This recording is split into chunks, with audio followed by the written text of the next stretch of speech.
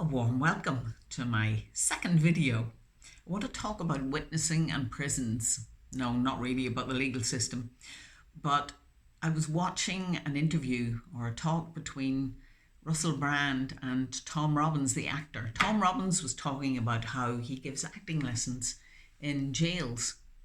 And one of the things he does is he uses characters for commedia dell'arte. Now, no, I know nothing about commedia dell'arte, but prisons, you see, are very unsafe places to be for most people.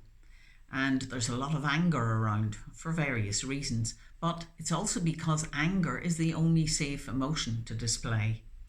Happiness, fear, sadness, they can all get you into trouble and they're dangerous.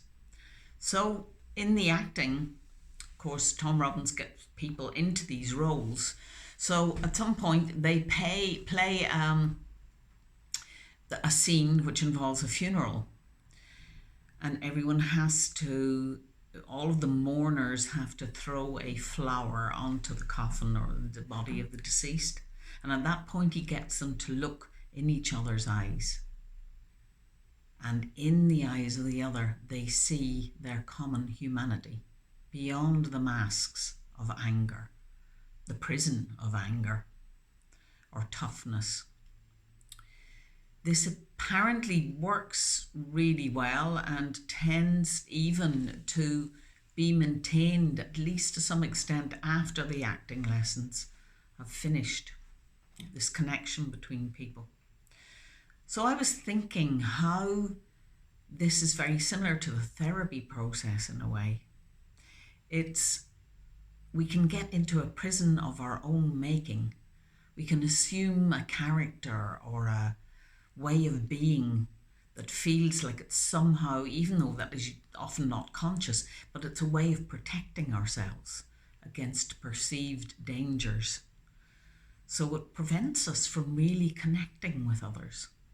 One of the functions of therapy, I think, is witnessing. One of the tasks of the therapist is to witness the other.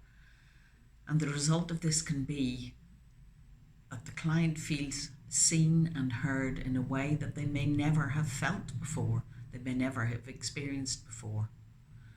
That it somehow feels safe to reveal all these parts of ourselves that we think are weird or there's nobody else like that, or something that we've felt deeply shamed and been shamed for in the past.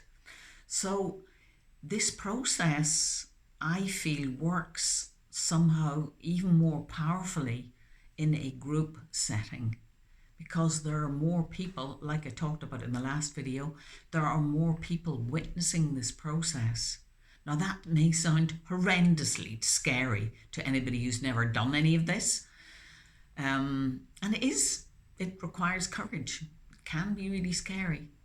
But the power of a number of people holding space, creating a container for another to share their common humanity is really transformational. This is why I like working in small groups. With a large group, if I'm teaching or lecturing, it doesn't really matter how big the group is. 100 people, that's fine. But with doing this deep work together, it needs to be a small container, small group. It made me think as well of when I saw the film The Work. I don't know if you've ever seen it, but it's about in Folsom Prison and the work prisoners are doing on their own emotional blockages and their recognition of each other's humanity. I think I cried from beginning to end when watching it. It's extremely powerful. You can look it up on YouTube. It's called The Work. So yeah, I think we all have people in our lives, or I hope for you as well, we have people in our lives who are witnesses for us, who can be witnesses to our lives. I hope for you that you have a witness or more witnesses in your life that you feel really see you and you can really be yourself. And I would like to invite you, if you would ever consider that, doing a workshop and working more deeply on that. and allowing others to bear witness to your full humanity. Thank you for watching.